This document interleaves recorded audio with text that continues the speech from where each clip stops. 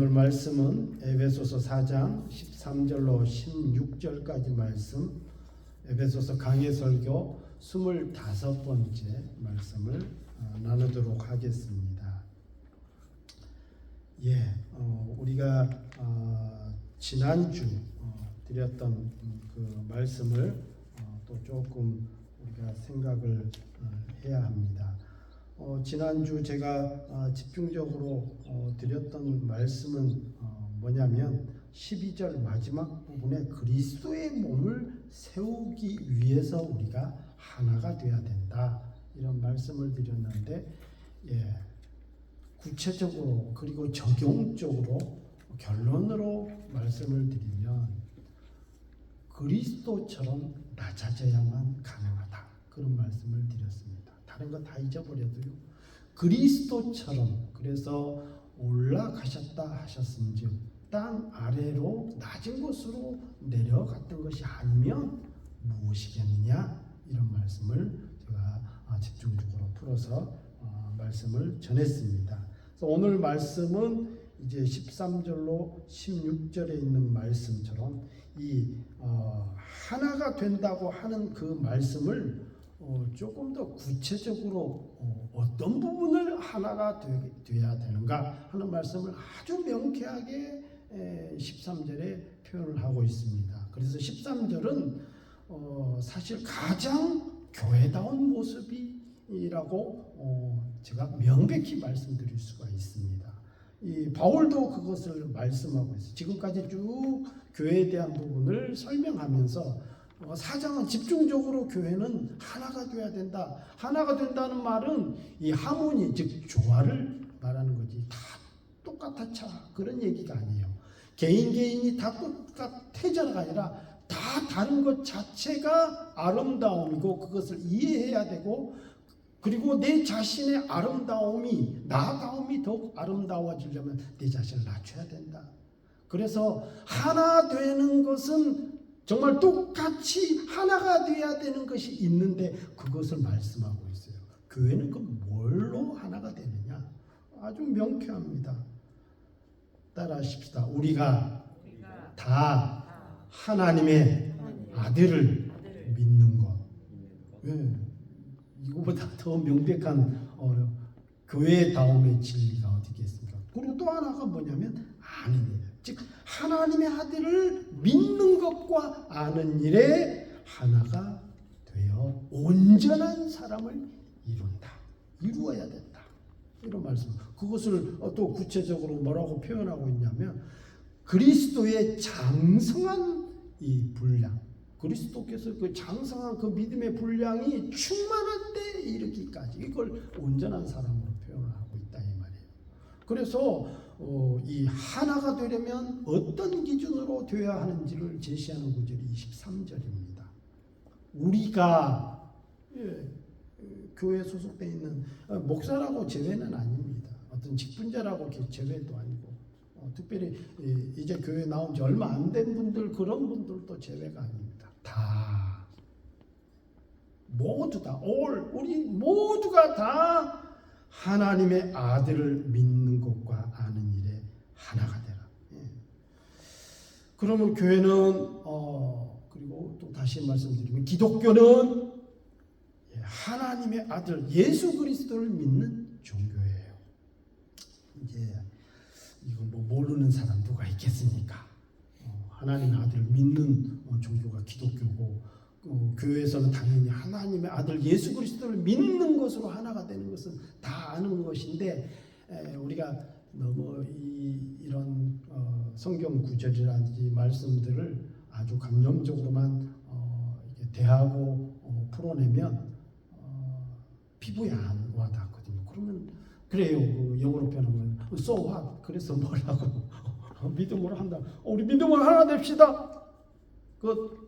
이러면 도대체 피부에 전혀 안 와닿잖아요. 믿음으로 하나 된다고 하는 이 개념에 대해서 조금 우리가 고민을 해보면, 내가 믿는다, 동사잖아요. 그걸 뭐 명사적으로 표현하면 믿음이라고 하는 이 단어 아주 추상적인 개념이에요. 보이지 않는 거고요. 뭐 신뢰한다, 뭐 그럴 수도 있지만 믿음이라고 하는 것 자체. 그런데 이 단어를 제가 자주 사용하고 자주 설교했던 그 내용 있죠. 이 믿음이라고는 모양은 비슷한데 그 내용을 들어가 보면 어마어마하게 달라지는 그런 명사적 개념의 단어가 있거든요. 그게 신념이에요. 신념. 요 신념을 갖다가 딱 대입해 보면 믿음이 뭔지 조금이 아니라 확고하다예요. 우리가 그리스도 안에서 믿음으로 하나 됩시다. 예수님을 믿는다. 누가 모릅니까? 이건 주일학교 학생들도 알고 교회 안 다니는 사람도 다 아는 건데, 그런데 왜 변화가 안 일어나냐 이 말이에요. 교회가 교회다움 크리스찬들이, 믿는 자들이 사회 안에서, 내 삶의 영역 안에서 왜 능력이 안 나타나느냐, 그런 문제로 결국 귀결이 된다 이 말이에요. 예, 세상이 악해질수록 죄가 가득 관영해지거든요. 잘못하다 믿음의 사람들이 명확하지 않으면 파묻혀버려요. 저게 믿음의 사람인지 아닌지. 그죠? 아무리 좋은 황금일지라도 지옥 속에 푹 파묻혀 있어 보세요. 어떻게 되나? 이게 돌이야? 이게 뭐야? 예. 잘 닦고 다듬고 재련하고 뭔가 정말 상품성 있게 나왔을 때, 야, 멋지다고 드러나는 거 아니겠습니까? 값어치도 크게 매겨주고요. 서로 좋아하고요. 서로 그것을 가지려 하고요. 우리 믿는 자들이 원래는 그렇거든요. 예수님의 은혜를 입은 사람들이잖아요. 보세요. 이 신념이라는 뜻은 여러분 이제 아시죠? 내 생각을 믿는 거예요. 신념은. 내 생각을 믿는 게 신념이라면, 그럼 믿음은 뭐냐 이 말이에요. 나는 오늘부터 예수님을 믿기로 결정했어. 이건 신념이에요. 내가 시작하면 신념이라니까. 항상 내 생각을 믿는 거니까. 그 어떤 외부적인 환경의 요인에 의해서 그거 다 무너져 버립니다. 내가 아무리 결심. 그렇죠. 믿지 않는 사람들도 그럼 내가 믿을 수도 있고 안 믿을 수도 있어. 그건 내 자유야. 이렇게 말하잖아요. 그렇다고 해서 하나님의 자녀가 되는 어떤 자격 요건이 되어집니까? 결코 그렇잖아요. 성경은 절대 그런 말씀을 안 해요. 그리고 에베소서 1장에서 내내 하신 말씀이 뭐예요? 하나님이 너희를 얼마나 사랑하셨으면 천지가 있기도 전에 영원전부터 내가 너희를 택하여 내가 너희를 지명해서 내가 너희에게 은혜를 주고 내 아들 예수 그리스도를 십자가에 내어 주기까지 너희를 품고 너희를 사랑해서 너희를 내 자녀로 삼고 죄악 가운데 살지 않고 하나님의 아들답게 자녀답게 살게 하도록 교회로 불렀다. 우리는 이런 은혜를 입은 사람이에요. 그걸 믿는 거죠. 믿음은 뭐냐면, 이제 신념은 대충 여러분들이 늘 감을 잡아서 알 거예요. 내가 정하는 거야. 그리고 내가 항상 생각하는 것들. 그것이 신념이에요. 근데 환경에서 자꾸 깨지면. 그러나 믿음은 내가 정한 것이 아닙니다. 성경이 정해져 있고요. 말씀이 정해져 있고 하나님의 은혜가 이미 결정이 되어 있습니다. 내게. 그걸 내가 믿는 거예요. 그렇다고 하니 내가 그 은혜를 받아들이고 수용하고 믿고 따라가십니다. 따라가겠습니다. 믿고 순종하고 따르는 거다. 이게 믿음입니다. 믿음은 믿고 따라가는 데까지 가야 믿음이에요. 예.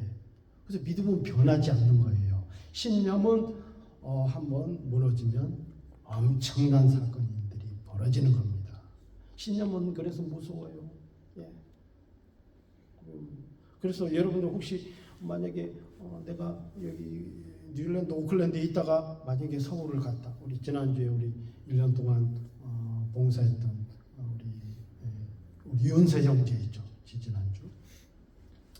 윤세 형제 같은 경우 피아노 반주하면서 개척교회를 섬기고 또 우리 작은 우리 오클랜드 행복교회 1년 동안 성실하게 섬겨서 이제 마지막 내가 당부한 얘기가 그겁니다. 다른 게 아니라. 근데 자기도 이제 1년 내내 말씀을 듣고 그래도 이 강병환 목사 오클랜드 행복교회에 또 그 믿음에 젖었다고 이제는 내가 한국에 돌아가서 믿음 생활을 하면 금방 교회를 못 정할 것 같아. 그 이유가 뭐냐면 나에게 맞는 교회가 하나님이 있을까. 그래서 찾아보고, 그래서 내가 동부하고 함부로 정하지 말고 기도하면서 하나님이 우리 윤서 형제에게 너에게 주신 예비하신 교회가 있을 거야. 그것을 위해서 교회를 투어해봐라. 말씀도 들어보고 교회 상황도 겪어보고 그러다 보면 네 마음 가운데 평안이 있을 거야. 하나님이 주신 것은 평안이지 어지러움이 아니야. 평안한 마음이 들고 이 교회를 섬기라고 하나님이 나를 이곳에 보내주셨고 예비하셨구나. 항상 너가 기준이 아니라 하나님이 기준이 되도록, 이게 믿음입니다. 그래서 그것이라면 믿고 의지하고 순종하고 따른 데까지 가야 믿음이라. 그래서 우리가 다 하나님의 아들을 믿는다 하는 것은 그분의 예수 그리스도를 따른다라는 그 말씀으로 해석하고 받아들여야 합니다. 그럴 때 우리가 하나가 된다. 그리고 두 번째로는요, 보면 아는 일에도 하나가 돼야 된다. 예수 그리스도를 아는 일. 단순히 지식적으로 읽고 듣기만 해서 되는 것이 아닙니다. 교회를 댕기기만 하는 분들이 있거든요. 다니는 분만 있어요, 정말. 그래서 혹은 교회를 안 다녀도 아이고 뭐 꼭 교회 가야 설교를 듣나? 그분은 설교를 듣는 거지 신앙생활을 하는 건 아니에요. 유튜브 틀면 아주 훌륭한 목사님들 얼마나 많습니까? 저 같은 사람이 뭐라고요? 수천 명, 수만 명, 혹은 정말 설교를 아주 정말 신학적으로 깔끔하게, 그리고 사회를 일깨우는 말씀을 하는 주옥 같은 말씀에 이 설교자들이 엄청 많거든요. 그런 분들은 설교를 듣기만 하는 자예요. 신앙은 뭡니까? 아까 말씀드렸잖아요. 믿고 듣고 읽고 아니라 그 말씀을 의지하고 따르는 데까지 나가야 된다는. 그럼 그 말씀을 들었으면 정말 실천으로 옮길 그런 능력까지 나아가야겠죠. 그런데 제가 지난주 설교 드렸잖아요. 신앙이라고 하는 것은 꼭 이 성경 말씀을 여기면 퍼펙트합니다. 그럼에도 불구하고 우리는 신앙생활하면서 우리가 눈에 보여지는 거에 영향을 받는다고 제가 말씀을 드렸죠.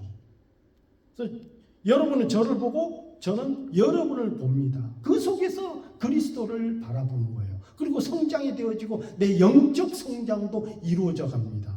여러분들이 저를 보면서 나도 목사님처럼 영적 성장이 됐으면 좋겠다. 바울이 구체적으로 얘기했다고 그랬죠.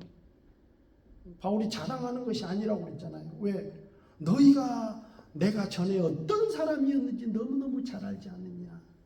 그리스도인들을 박해하고 핍박하고 잡아들이고 고문하고 감옥에 보내고 회방자요. 나는 방해꾼이요. 그런 사람이었다는 걸 너희들은 너무너무 잘 아는데 내가 그리스도의 은혜를 입고 이렇게 변화되어서 복음 전하는 자가 되었어. 그러니 너희들은 나와 같이 되기를 원한다. 그러니까요. 성도들이 혹은 목회자들이 혹은 어떤 사람과의 사람 관계에 있어서 교회 안에서 보여지는 거에 영향이 있다 이 말이죠. 이건 단순히 지식의 문제가 아니더라요.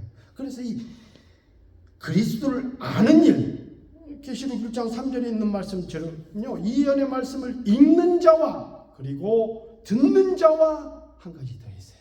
그 가운데 그 기록한 말씀을 따라하십니다. 지키는 자. 지키는 자가 복이 있다. 이게 완전히 온전히 아는 그런 것입니다. 즉 보고 듣는 것으로 그치지 말고 그 말씀을 삶 속에서 생명력 있게 경험하려면 말씀대로 순종하고 따르는 자가 예수 그리스도를 제대로 아는 자가 되는 것입니다. 아까 제가 관념적이다 그런 말씀을 혹은 추상적이다 그런 말씀을 드렸는데요. 우리가 기독교는 생명력 있는 종교입니다. 즉 삶 속에서 이 능동적으로 이 능력이 나타나야 되는 종교예요. 성경에서 나는 죽은 자의 하나님이 아니요 나는 살아있는 하나님이다 늘 말씀하거든요. 기독교는 그냥 관념적으로만 우리가 믿음 생활하는 것이 아닙니다. 지식으로 끝나는 것이 아니래요. 그 말씀대로 순종하고 나아갔을 때 세상 속에서 믿음에서 부딪힌 일을 협파하고 나가는 믿음에서 생명력 있는 종교예요. 그래서 우리가 성장해야 되는 이유. 왜 하나가 돼야 된다고요? 온전한 몸을 이루기 위해서. 그 얘기는 말씀드렸죠. 개인적인 영적 성장을 위해서 말씀을 드렸습니다. 그래서 로마서 10장 16절에 보면 그러나 그들이 다 복음을 순종하지 아니하였도다. 이사야가 이르되 주여 우리가 전한 것을 누가 믿었나이까 하였으니, 즉 말씀을 전했고 나는 믿는다 하고 종교 행위를 했고 했지만 그 말씀대로 순종하지 않는 자들이 수두룩하다, 그런 내용입니다. 그것은 진짜 믿음을 가진 사람이 아니라 하면서 왜 이사야 같은 대선지자가 이스라엘 백성 가운데 나타났겠냐 이 말이에요. 구약의 성경을 읽다 보면 막 엘리야 같은 어마어마한 능력의 선지자가 나타나고요. 이 이사야 같은 말씀에 능력은 안 나타나도 이 말씀에 그 왕들에게 교훈하고요. 엄청난 대선지자가 나타날 때는 그 시대가 엄청나게 죄악으로 가득 찼다, 그런 뜻이거든요. 예. 그러니까 이스라엘 백성들은 태생부터 종교적인 믿음을 가진 사람인데 왜 이런 대선지자가 나타났냐 이 말이에요. 하나님이 저 이스라엘 백성들이 머리는 알고 생각으로는 하나님을 믿는다 하지만 실제적으로는 너희가 입에만 있고 눈에만 있지 손발로 움직여서 순종하고 그 말씀대로 삶 속에서 나타내는 정말 믿음을 지키고 나아가는 그런 능력이 없고, 이제 조금 있으면 나와요 이 말씀이. 우리가 다 하나님의 아들을 믿는 것과 하는 일에 하나가 되어 온전한 사람을 이루어, 이 온전한 사람은 그리스도의 장성한 믿음의 분량이 충만한 데까지 이르는데, 구체적으로 뭐라고 표현하고 있냐면, 그러면 온전한 믿음의 사람들은 도대체 어떤 모습인가 하는 말씀이 나오는데요. 14절에 보면 잘 나옵니다. 이제 우리가 이제부터 어린아이가 되지 아니하여. 어린아이는 뭡니까? 쉽게 속습니다. 쉽게 넘어집니다. 인내가 부족합니다. 감정적입니다. 툭하면 울고요. 조그만 스마일링만 해도 웃고 막 자지러지고요. 업앤다운도 심합니다. 예, 그런 어린아이 같은 믿음은 온전한 믿음이 아니라고 지금 말씀하고 있는 거예요.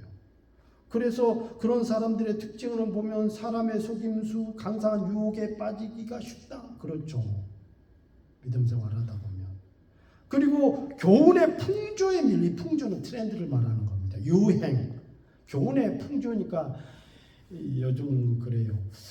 저게 요즘은 그렇더라고요. 신부님이 교회 와서 설교도 많이 하고 어떤 신부님은 절에 가서도 설법도 하고 보니까 난리가 아니더라고요. 어떤 게 진리인지 뭐가 복음인 건지 그냥 지금은 이게 뭔가 교훈에 살고 있나? 지금 TV에 보면은 그저 복음의 사람이 아닌 사람들도 나와서 그냥 세상에다 교훈을 하고, 그렇죠. 어린아이를 어떻게 키워야 됩니다. 그리고 부부관계는 어떻게 해야 됩니다. 그냥 옛날에는 그 역할들을 이 말씀 안에서 목사님들이 다 했는데 지금 목사님들 싹 사라졌어요. 오죽하면 하나님이 평신도들을 들어서 혹은 믿지 않는 사람을 그렇죠. 하나님께서 이스라엘 백성들을 교훈할 때 아수르라는 막대기를 들어서 역사적으로 아시리아죠. 아수르 막대기를 들어서 이스라엘 백성을 팼다 그랬거든요. 그리고 교훈했다 그랬거든요. 깨닫도록. 지금 그러고 있어요. 이게 교훈의 풍조, 즉 시대적 흐름에 따라서 지금 이제 앞으로 무서운 세상 되잖아요. AI 시대가 오고 양자 컴퓨터가 개발이 되고 하면은 생각해서 이제 로봇이 발달되고 그것이 다 생명력이 없는 것들을 어떤 지식의 힘을 빌어서 생명력을 불어넣으면 그게 진짜 생명력은 아니지만 그럼에도 불구하고 생명력 있는 존재들이 위협을 느낄 정도로 어떤 것이 이제 선한 것이고 어떤 것이 바른 것이고, 로봇 한번 생각해보세요. 사람이 지정해 놓은 대로 하면 법을 지키라면 그대로 다 지켰을 거예요. 인격이 없으니까. 혹은 얘는 사람을 살상용으로 만들겠다 그러면 사람만 보면 다 죽일 거예요. 그래서 위험한 인물로 간주된 군인이나 혹은 어떤 사람들을 위주로는 다 죽이고 나머지는 그렇게 하면 옛날에 우리 영화 보듯이 무서운 세대가 된다니까. 그럴 때는 이제 뭐가 진리인지, 이 마지막 때에 믿음을 어떻게 지킬 수 있는지. 요즘 보니까 TV에서 대통령도 지금 종교에 대해서 손을 대고 있더라고요. 왜냐하면 종교가 잘못하고 있으니까. 자잘못을 떠나서 대통령이 옳다, 교회가 잘못했다, 뭐 대통령이 그르다, 교회가 잘했다, 막 이런 건 저는 따지고 싶지 않아요. 문제는 뭐냐면 왜 그렇게까지 됐냐 이 말이에요. 교회가, 그죠? 왜 영향력을 받을 만큼 교회가 정치에 개입하면, 혹은 어떤 종교단체가 뭐 불교가 됐든 천주교가 됐든 개입하면 해산시켜버리겠다. 법에 나와 있으니까. 사실은 법에 나와 있어요, 진짜로. 근데 왜 이렇게까지 됐냐 이 말이에요. 교회가 잘못하니까.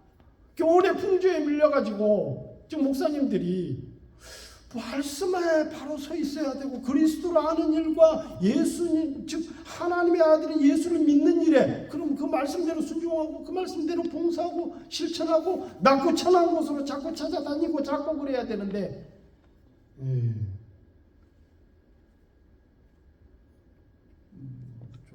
좀 큰 교회 목사님들 보면 벌써 옷 색깔이 다르더라고요. 번질번질하더라고요. 보면. 그렇게 하지 말하라 어쩌라 내가 말을 못하겠지만 벌써 나는 그런 데서부터 위화감이 오는 것 같아갖고 무섭더라고요. 제가 가난해서 아마 그런지 모르겠지만 하여튼 저는 그것보다 더 가난한 게 더 나은 것 같아요. 지금 생각해보면 그래요.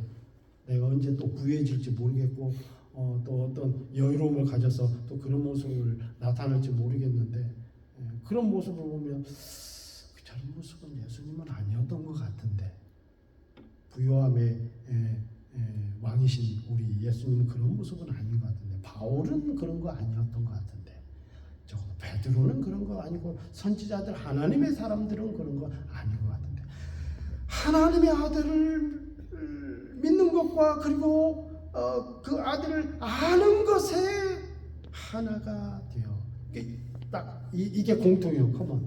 이 공통분모에 이게 딱 여기에로만 교회가, 그리고 믿는 자들이, 하나님의 사람들이 여기로 하나가 되어야 된다는 엄청난 대전제와 그 이유와 이런 것들로 딱 설정해 놨어요. 지금 교회론 아닙니까?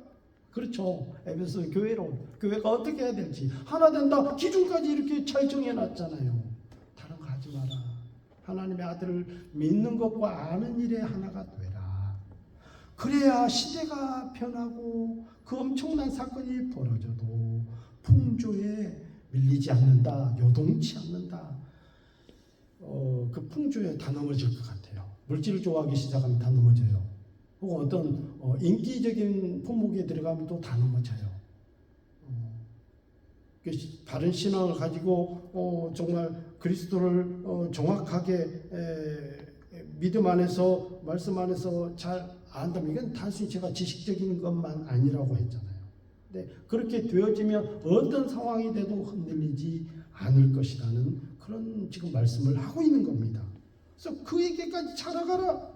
그 다음에 있는 말씀들은 서로 관계성에 대한 부분은 제가 설교를 너무 많이 드렸습니다. 그런데 이렇게 자라가고 성장되어져 가고 세워져 가는 것은 16절에 15절도 그렇고요. 16절에 계속 연결되는 게 그 단서가, 전제가 뭐냐면 사랑 안에서. 따라합시다. 사랑 안에서.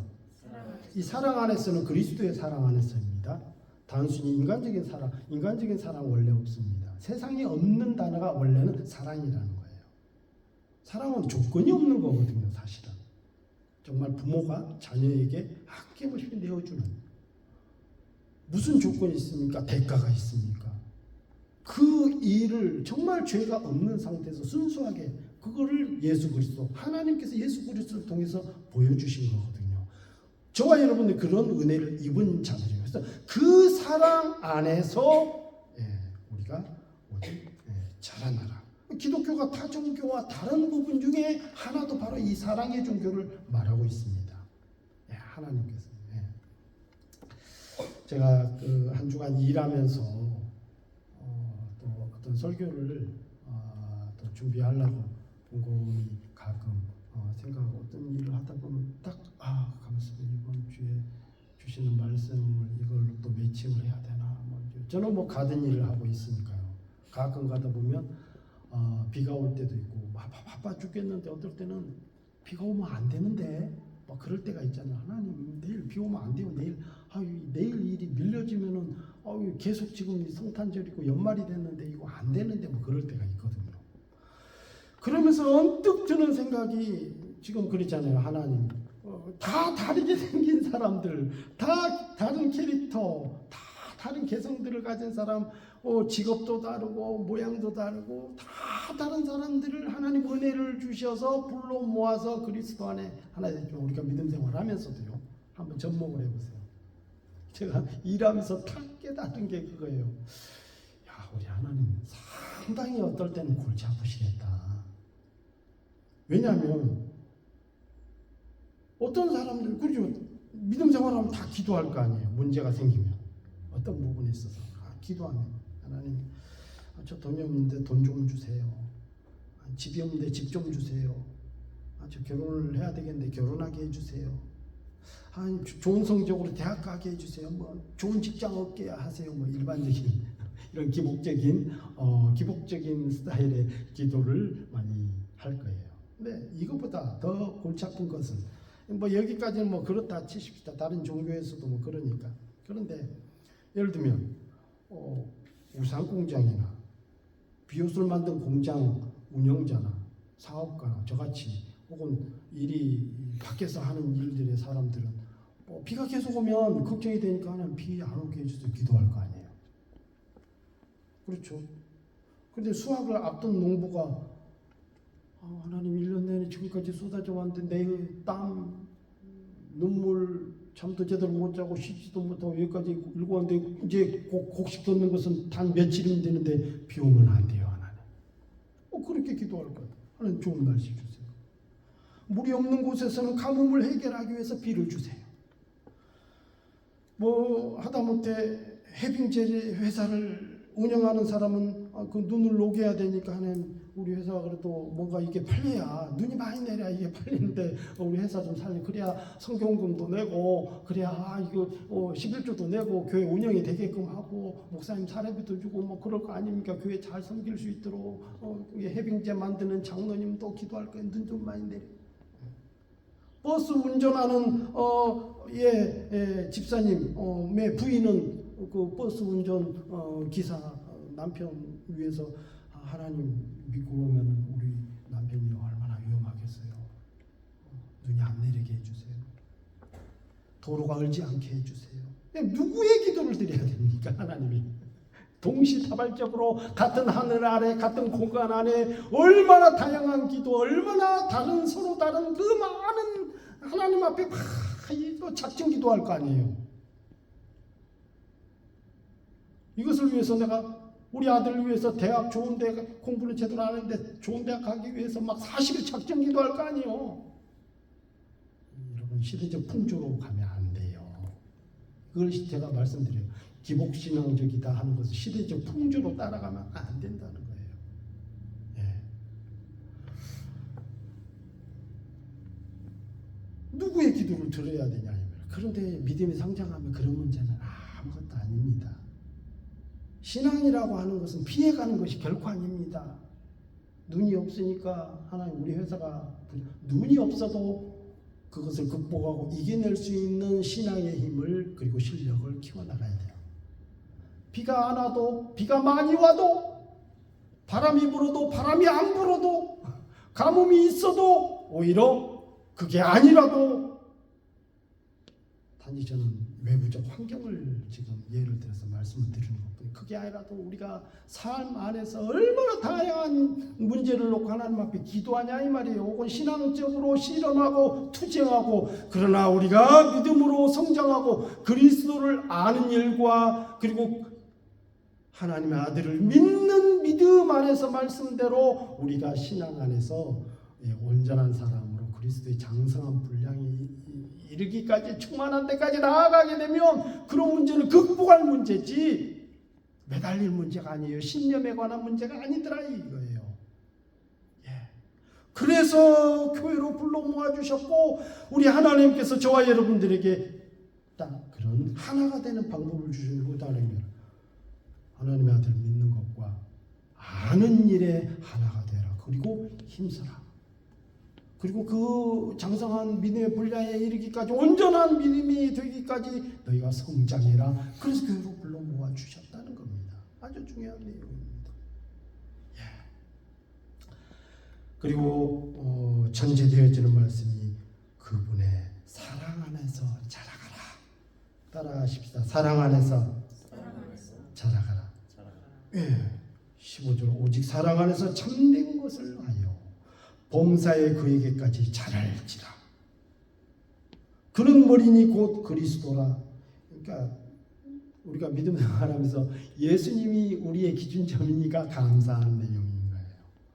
제가 기준점이 되면 우리 목사님 그럼요. 아까 말씀드렸잖아요. 보여지는 것에 영향을 끼치거든요. 그런데도 그게 전적으로 의지가 되면 목사님 실수하면 신앙으로 다 넘어져 버리면 안 된다. 이거는 참조적인 것 영향을 받겠지만 그러나 받지 않을 만큼 신앙이 성장이 돼야겠죠. 그래도 중요합니다. 받지 않는 사람이 10이라면 그 영향을 받는 사람은 9거든요. 90%예요. 저도 영향을 받아요. 그럼요. 성도들이 목사님 목회를 왜 그렇게 합니까? 왜 그랬지 보세요. 얼마나 충격을 받겠어요. 예. 그리고 16절은 그에게서 온 몸이 각 마디를 통하여 도움을 받음으로 연결되고 결합되어 즉 그리스도 안에서요. 각 지체의 분량대로 역사하여 그 몸을 자라게 하며 사랑 안에서 스스로 세우니라. 이거는 서로 관계성을 말하고 있잖아요. 그리스도가 기준이 되어서 서로 몸 마디가 서로 연결되어서 사랑 안에서 스스로 세워지고 자라간다. 아주 중요한 부분이니까 이 두 가지 놓치면 안 됩니다. 그리스도를 믿는 믿음과 아는 것, 또 하나는 우리의 서로 관계성. 예. 방법은 그리스도를 믿는 것과 아는 것. 그리고 이 관계성, 그것은 사랑입니다. 사랑은 어렵게 생각하지 마십시다. 제가 늘 매주마다 설교한 내용입니다. 그리스도께서 낮아짐과 같이, 그분이 낮아지고 죽어짐과 같이. 예, 기도하십시다.